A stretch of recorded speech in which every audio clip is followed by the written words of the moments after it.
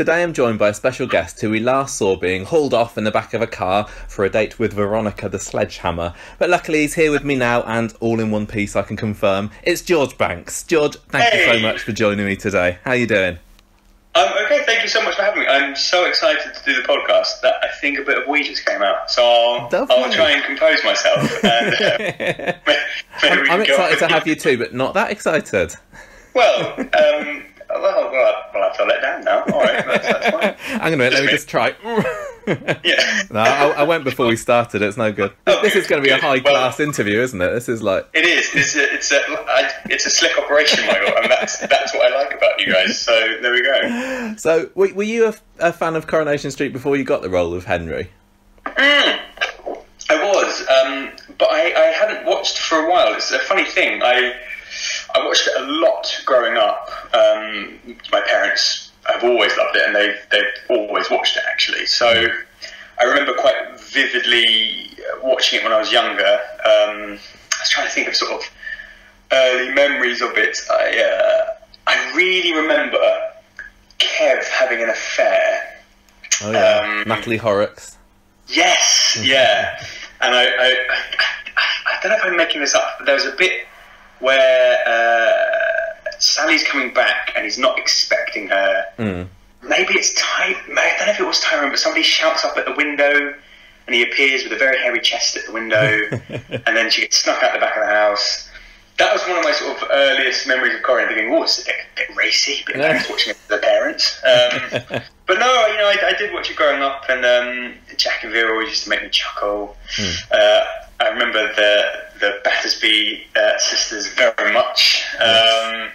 So yeah, surreal then going to work there, and I think my mum particularly found it really weird when I appeared on screen. But yeah, no, I did enjoy it, and now I've been sucked back in now as well. Yes. So you're going to carry on watching even though you've left? Yeah, it's that thing, isn't it? It's the thing that I kind of love about it is you do genuinely feel like a sort of fly on the wall of the lives of these people on this street, which is just so strange. And but yeah, you're kind of there in their life. Well, at least obviously you're not, because they're all fictitious. But you really feel like you get that sense of like a community that you're peeking in on. I really like that. Was it like intimidating at all to know that you were going to get a role as a Newton? Yeah. So I googled obviously as much information about Corrie as I could before I went up for my audition, and I started to see Newton and Ridley everywhere. And obviously there have been Newtons previously. Yes. A bit of a checkered family history. So it was cool. It was nice thinking, okay, there's a sort of history, a long established history on the show for this character's family, and yeah, you kind of have to put that to the back of your mind when you go up for these programs. You can't let that shake you. But when I got the part, I thought, flipping heck, I better do my research and make sure I know what I'm doing by playing this member who's a part of a family dynasty, basically. What did you have to do at the audition? Oh, my audition process was weird. Right, I actually went up for Coronation Street. I think maybe a couple of years before I went up for Henry. Yeah. So I went up for Callum. Oh, really? Yes, which would have been very weird. So I would be deceased now had I got that part under the annex. So I went up for that, and that was that must have been 2014. Yeah, I think that's right. And then I got a call from my agent just before the weekend, and they said, right, there's this part for Coronation Street. And they've had a look at your showreel, but they think you're a bit too posh. So can you tape something in a northern accent? I went, oh, all right, yeah, I'll find something. So I spent the weekend just rifling through loads of plays and trying to find something that I could comfortably do quickly in this accent. So I did something by Simon Stevens, who's a lovely playwright. I did a bit of a speech from one of his plays, Bluebird, and I filmed that and sent it up. sort of a soft northern accent. Can you do it for us? Come on, everyone. I am absolutely not doing it. If you want a hint of it, I think in the episode where Dolly and I are discussing our pub ideas, and right at the start of the scene, it's bad on purpose, but I do a bad northern accent to say about the crisps being stale, which I don't think anybody caught. But it's if you want a hint of it, just find that episode if you want to hear it. So I did that and I sent it off, and I got a call a couple of days later and said, "Yep, great, they want to see you for the part." So I went up and I had my audition with Neil Olsen, the lovely director, and Katie Scully, who's part of the casting team there. Jenny Radcliffe's the head of casting, I think she was away. So I sat in the room with them, and I had the scenes. So one of the scenes was pretty much word for word my first meeting scene with Dolly at the house party. And then there was a couple which are kind of variations. So the one where I'm talking to her about she doesn't have to do the accent anymore and all that sort of stuff, that was all in the kebab shop. I don't know if that was originally the plan, but they kind of, they have ideas of what they want to do for the character. So I got those scripts, and I went and I did them with my northern accent. And then they said, "Oh, can you just do it in your normal accent?" I was like, "Okay, all right, yeah." And of course, I immediately fluffed all the lines because I spent the last few days banging it into my head in a northern accent. So fluffed it, and I was like, "Oh, sorry, go again." Did it, and I walked away thinking, fluffed it, messed up, haven't got it. And then about a week later, I got a call really early in the morning from my agent, saying, "Oh, would you like a part in Coronation Street?" yes, please, that would be quite nice. So it was a really weird loop of going, no, too posh, do it northern, learn it northern, do it normal, okay, and then make them posh. But I think a lot of the time when they create characters, they don't necessarily know what they have in mind for them. So it's, they pull people in and they go, "Oh yeah, actually, that's the sort of thing we want to go for." So how was Henry described to you at the beginning? What kind of ideas did they have about what sort of person he was? I think the word Weatherfield royalty was used, which was terrifying. But it was, heir to the Newton and Ridley Brewery, very confident, and it's just things like that. Sort of somebody who's never wanted for anything. I mean, that wasn't in the description, but that was very much the impression that I got. And someone who could easily be quite charming. Yeah. I didn't know what the plan was initially, so I didn't know that it was going to be all for a nasty bet. That was a lovely surprise when I found out about that. So do you think the audience were supposed to like him or not? Because he's a pretty nasty guy in some ways, but he still ended up getting quite a lot of fans. It's a funny one. I mean, one thing I'm quite sort of happy about is I think Henry's developed quite a lot. I've been in it for a couple of stints for the best part of a year. And he was, very much at the start kind of sort of spoiled and arrogant. And I think, but under the veneer of trying to be sort of very pleasant and charming, and, when he's off to Chesney's wedding, that's when you first sort of see the mask slip a bit. And I think he grows quite a lot actually during his time on the street. He towards the end of that first stint where where Henry was developing genuine feelings for Gemma, he didn't get the chance to express them really because he was ratted out by Chesney. Chesney. And, the malevolent Chesney Brown. He's a criminal mastermind, isn't he? Yeah, I know. He is. He's Henry's kryptonite. It's just anything that Henry tries to do, Chesney's there to just bang, stop him in his tracks. But no, I think he was starting to grow and then basically got chased off before he had a chance to do that. And then when he comes back, I've got a whole defence of Henry planned. If you want that, I need to defend his actions to the hilt. But I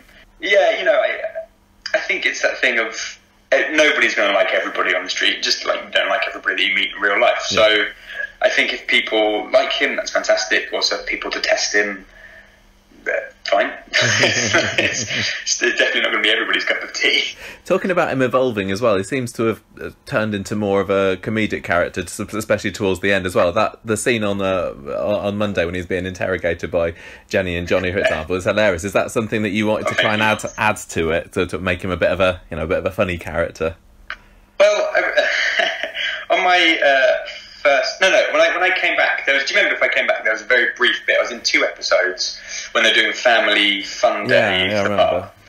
And I was in the pub, and Jane and Georgia and Kath were all on the other side of the bar, and we're just sort of between takes, we're having a chat, and Jane said, "I like Henry because he's just sort of a bit dim, isn't he?" I went, "Is he?" I wasn't what I was going for, but okay. But actually, she spotted that his sort of he wasn't very worldly, and I think what happens quite a lot.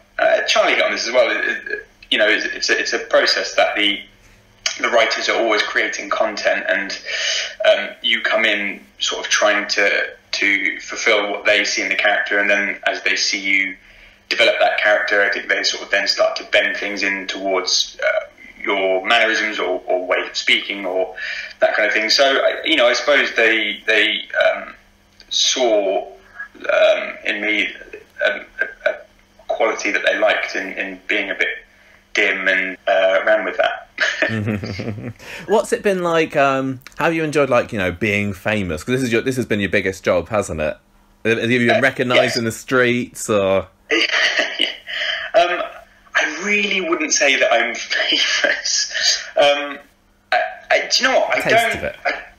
I don't get recognised very often, and I think that's largely because I'm very much a dishevelled mess in real life, whereas Henry's very neat and tidy. So I'm often, sort of scraggly beard, unwaxed hair, clothes with paint on, just sort of shuffling around the streets of Watford. So I have been, and it is a bit odd when people sort of go, "Oh, it's Henry," and you go, "Oh, it isn't, but hello." And I'm sure you've heard the story. The first time I got recognised was in the bank, and that was odd. So I was just queuing up in the bank, and this little old lady shuffled up next to me, and she just went, "Oh, you're a swine, aren't you?" So I got really taken aback and just went, "Excuse me?" And she went, "Oh, what you've done to Gemma." I just went, "Oh, Henry, yes, he's been quite nasty, hasn't he? Yes." But it's I think what's nice is that people, what you do, you guys make the podcast, is because people love talking about the show, and actually people love sort of weighing in with their opinion and chatting to you about it, and I'm always happy to talk about it, that kind of what people think about the story, and I think it's nice that people feel comfortable enough to do that. Have you been following people's opinions online on forums and Twitter and all that? Yeah, certainly on Twitter. I knew Dolly's Gemma is really popular character. The amount of people that refer to her as our Gemma was terrifying when I started, because when I found out what Henry was going to do, I thought, oh crap, there's going to be some backlash. So that was quite fun. And actually, when it all kind of the truth came out, people being, "Oh, you well, I can't use some of the words. It was quite fun, sort of playing the panto villain along that, and that Hugh Laurie oops gif and stuff. It's just a bit of fun, really. So yeah, and people have been, actually in the second stint, the slightly longer stint, people have been really lovely, and you guys have always been lovely about Henry, which I really appreciate. But I think it's nice to play a character that splits opinion, actually, and sort of generates that kind of chat, because that's good writing, isn't it? It's writing that endears him to some people, and other people loathe him. Yeah. But you've had a mini idea about what it was like to be Pat Phelan then, and Conor McIntyre. Oh, I'm not at those lofty heights. I mean, how Conor got away with being such a beloved murderer is beyond me. we love that scamp just shooting people and burying them in concrete. What a rogue! That's ridiculous. Just a charmer, wasn't he? So you were talking about Dolly earlier. What's it been like working with her then? So good. The thing I love, our first scene together was the one at the party. And I must have been so irritating, because I was just spent the whole damn set thinking, I must chat to Dolly, I must make a good impression, I must be nice. And by the end of the day, she's probably thinking, oh, shut up, because I just wouldn't stop bloody nattering on all day. But obviously, it's very comfortable to work with her very quickly, actually. And what I really love about working with her is that I can, if I come up with an idea to do something stupid in a scene, or say, oh, should I try this? Can I, do you mind if I pick this up or do that? She's like, yeah, go for it, let's do it. And, I hope that she felt equally comfortable, that she would always say, oh, I'm going to do this. I go, yeah, that's great, let's roll with it. And she's got such a brilliant comedy brain, so to be working with her and sort of watch her timing and land those beats and stuff was just brilliant, actually. Corrie is really my first proper telly job, so it was kind of a baptism of fire. And soap moves fast, really fast. I'm just in awe of the cast and crew, really, all the regulars, and the amount of content they create and how quickly they create it and the standard to which they create it is just ridiculous, frankly. So it was great working with somebody who's just on it and is always happy to jump in and do things and try things, and always just really happy on set. It's great. I can imagine. Couldn't have asked for a better person to work with. Do you think that she or Gemma and Henry could have worked as a couple under different circumstances? If you weren't trying to scam Rita. Right, here we go. Defense of Henry. The floor is yours.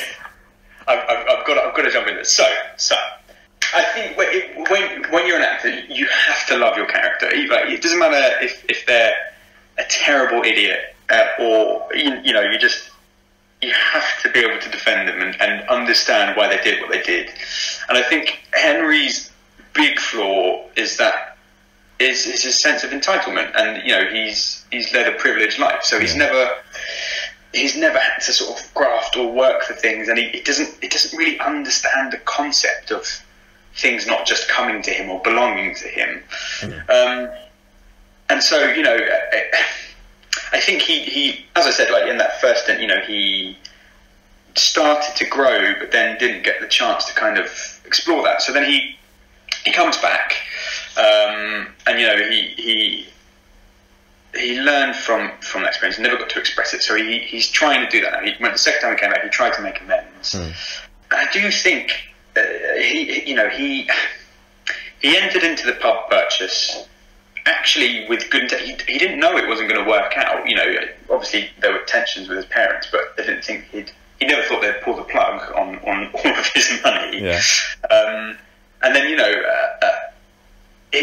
nobody in the streets, with the exception of Gemma and Rita, after a while, forgave him for his past misdemeanours, and they wouldn't let it go, and they would always remind him of it. And that must be difficult for a person to sort of carry around, going, yes, I know what I did was horrible and inexcusable, but I learned from that and I'm trying to change and grow. And so that coupled with the sort of lack of money when he's promised all these things, which he would have never experienced before, he's never had to shoulder anything like that. And I think what you saw as a result of that was a sort of systematic process of awful choices, just always making the wrong choice. until he gets sold down the river again by the nefarious Chesney. What did you think about his exit? Because it's proved quite controversial on. I know. I obviously yesterday's episode, he's got a broken collarbone. Boo! But it doesn't sound like he's dead. Yay! Yeah, that's good. So I'm pleased about that. But that's the thing, I think if he had made some better choices, there's no reason why they wouldn't work out together. And I think the nice thing about sort of I think on my best day, what I like to think about Henry is that he let Gemma see her value, and at the same time she teaches him better values, basically. And they work. They're each other's sort of their antithesis to each other, really. But it works. They kind of add something to each other's world which they didn't have before. Yeah, definitely. Because I've read some people saying, that they'd never work as a couple. They're like chalk and cheese, but I mean that's opposites attract, don't they? Opposites attract. Yeah, that's that not very rare saying. So, apart from Dolly, who else did you get close to while you were on the cast? Oh man, I just loved everybody up there. It's that thing that's it sounds cliche, people saying, "Oh, everyone's really nice," but everyone's really nice. It's almost annoying to have to say it, but it's true. I think on my first day, I mean, when you go up there, it is properly like the first day at school, and it's absolutely terrifying. So I went up and I sat in my dressing room, visiting arts dressing room, and I got a knock on the door, and there's Caroline was the cast liaison. So she introduced herself, and she was like, "Right, come on, you're going to the green room." Oh God, okay. So I just like march along, and God, I think it's a long time now, but I think the first people I met were Nicola and Georgia, as in Toya. And they were both so nice and chatting to me about what it was like to work there. And I hadn't met Dolly at that point, so I was like, "Oh, what's Dolly like?"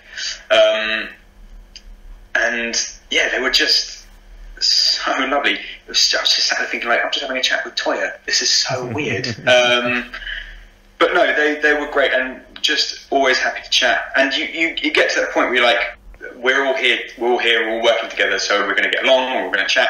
And all I can do really is all I can offer is cups of tea. So I think I just made people endless cups of tea until they had conversations with me. But yeah, Nicola was really lovely, and Charlie came up soon after me, and we ended up playing Street Fighter in the green room, which is hilarious. Sally-Ann was always just so funny, and there's not many people that can say I've played Contra 3 on a SNES with Sally-Ann Matthews. So that was a good day. Jane, Kim, Annie, everyone. There's not. I didn't meet anybody that I thought, ooh, never meet, because they're just not. It's just everybody up there's there, and I think they all sort of go, do you know what, this is a pretty cool job, and they enjoy it and they like doing it. I mean, the thing I always got really embarrassed about is I kept, and people must be used to this, but Mike Lavelle, I kept calling him Kev, and I felt so bad. I just couldn't. So I kept sort of going, do you want a cup of tea, Kev? And then as I left the room, Jane was like, how are you, Mike? And I just walk up and go, bugger. And I sort of go back and go, yeah, I'm Mike, sorry. And they must be used to it.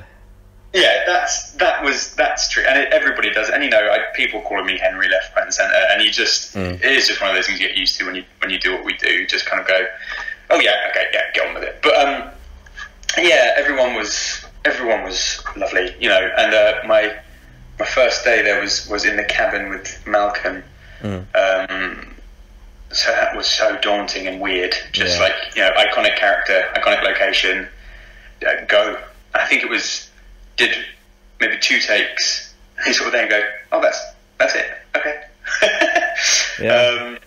And he was great. Just really funny, super lovely. And I said to him, you know, I'm feeling a bit nervous because it's my first telly thing.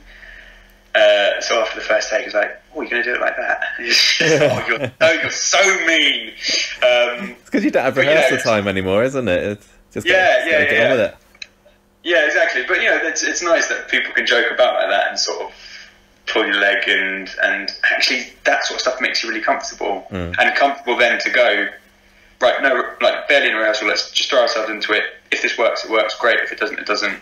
There is room to play around and try things. And the scene, I don't know if anybody picked up on this, but the scene where I've sort of basically kind of ended things with Gemma, and then I go to the little park on Victoria Street. Yeah. You know, I'm destitute, and I said, Ian was the director, and I said, can I fold up my suit jacket and use it as a pillow as if he's about to sleep on the bench? He just went, yeah, let's go for it, let's do it. And it's in there. And I went, can I lie down? He went, that might be a bit much. But you know, it's great. People are just kind of up for it, and yeah, just happy to sort of do things and it's great. Were you always meant to be in for these 2 stints? Sort of was that you got invited back? You must have impressed them. Yeah, I think so. Which I was so pleased about, you know, and it was only ever the first stint. I think it was 10 eps, and it was, you know, we've got this character. He's going to come in. He's going to do this. It's pretty bad, and then he's going to go. Okay, let's do it. And you know, I think writers went, oh well, there's a bit more of a story to tell with him. So, you know, I'm really thankful for them to sort of go to think about Henry and go, actually, we can eke a bit more out of this. And you know, Kate Oates obviously brought me into that story, and you know, I can't express how chuffed I was that they took a punt on me, because I've been doing this for about nearly 10 years, but not really done TV work before, and then to go, you know what, we like what he did, and we think we've got a few more stories for him, was just amazing. I wasn't expecting it, and was so chuffed to get another crack of the whip, and also to have just such a fun storyline. Yeah, you know, the one thing I'm absolutely gutted about is that I didn't, even for a second, technically own the Rovers. I know. Almost got there. I know, because I would have been among, you know, the pantheon of greats, but your name would have appeared on a list.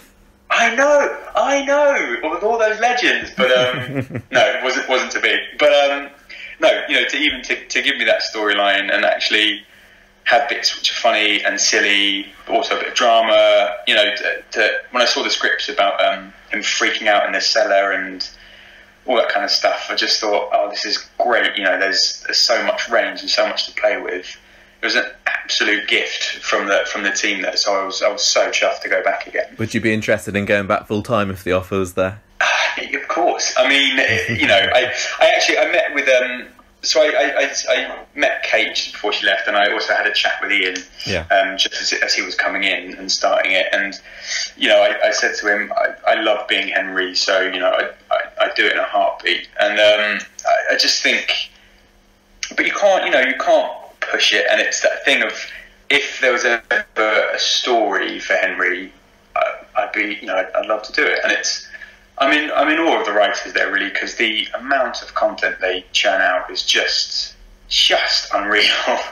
So if any of them ever thinks, do you know what, I'd love to see Henry do this, then I'd be dead chuffed.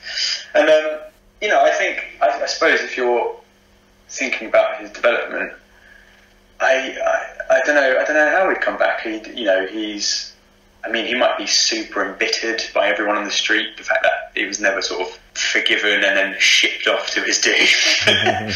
So he might come back to wreak havoc. But you know, also maybe he does just try and win people over again. I mean, I think those feelings for Gemma are genuine, and really, he's grown a lot there. I mean, and you know, there are costs for it as well. You know, it was wonderful working up there, but obviously, I live in the south, and you know, travelling and working away is hard. You guys know, obviously, I'm married, so being away from my lovely wife is very difficult. But you know, if they said, you know, we want Henry to come back for a stint or for longer than that, I'd love to. It'd be great. Have you got any other ambitions as an actor? Would you like to do stuff on stage, or would you prefer like short films or TV? What do you like to do now? I mean, everybody has ambitions, don't they? I think there are so many things I want to do, and I don't know. I've never done a title role in a Shakespeare, and I used to love doing Shakespeare dramas. It was one of those things that was like, oh, I'm good at this when I did it, which was surprising, and but just never. And I thought when I left, I was like, oh, this is probably the stuff I'll end up doing. Yeah, and never done it, just things like that. You know, it never quite works out the way that you think it will or would like it to, and it got to the point actually last year I thought, I'm 30, I'm probably never going to do television, I'll make my peace with that. And then, you know, this brilliant job comes along. So, you know, I had such a blast doing it, and I'm dying to do some theatre. I haven't done a proper theatre show now for a couple of years. And yeah, there are parts that I'd love to play, but I'm not going to say anything about that because that's just bad luck. But, you actors and your superstitions. Oh, I know, it's awful. I mean, I've been wearing the same socks for a month. They're really starting to smell bad, but I've got to wear them until I get another telly job. Otherwise, it's all going to go wrong. No, there are things, but if this is it, if nothing else comes up for me, I've done wonderful plays, and I've done fun television, which I've really enjoyed. So I've had a good old crack. Yeah. Well, whatever comes up in your future, we wish you the very, very best of luck. It's been so lovely speaking to you today, George. Thank you for coming onto the podcast. Been waiting for this for a few months. No, thank you so much for having me. I mean, happy 6 years birthdays podcasting. Thank you very much. How cool is that? That's unreal. It's amazing dedication actually, and you guys have just created a brilliant platform for fans of the show, and I think it speaks volumes that so many of the cast listen to it and are happy to come on and chat to you. It's brilliant. We do love it, and and I'm actually just referring to the last episode. I'm sorry, I'm not Mikey North. I know you must be bitterly disappointed that you've just got me, but of course not. But no, it's really nice hearing people chat about the show quite honestly, but also not being cruel or not being unrealistic. It's really hard to explain, but it's a really balanced kind of forum. Yeah, it's nice. Oh, and do you know what? If you want, I've got one story that I can tell you from my time at Corrie. So go for it. So the scene where Dolly covers me in food from last year when she finds out about Henry's bet. So we did 3 takes of that, of me getting covered in the carbonara, which looked beautiful and had all the parmesan and garlic and all that stuff. That was lovely. Wanted to eat it, couldn't eat it. But got covered in it, then I had to go washed, changed, makeup, back, do it again. Yeah. So we finished it all, and it was quite late. I was like, okay, got one of the last trains back home. I was sort of reflecting on it, and I was sat on the train and thinking, I really hope nobody else sits near me because I just stink of garlic and parmesan. And then it was only a couple of beats later that I just went, why was the food seasoned? Because nobody's going to smell that through the television. But somebody had taken so much pride in their work that they created a delicious pasta dish with parmesan and garlic, which had just absolutely seeped into my pores. So yeah, the stuff that they create there is just just mad. And also, I mean, people think doing television is glamorous, but yeah, had to. Not when you get covered in parmesan. Not when you get covered in parmesan. And I mean, I had to occasionally have my armpits blow dried, but you know, things like that. Things you don't see behind the scenes.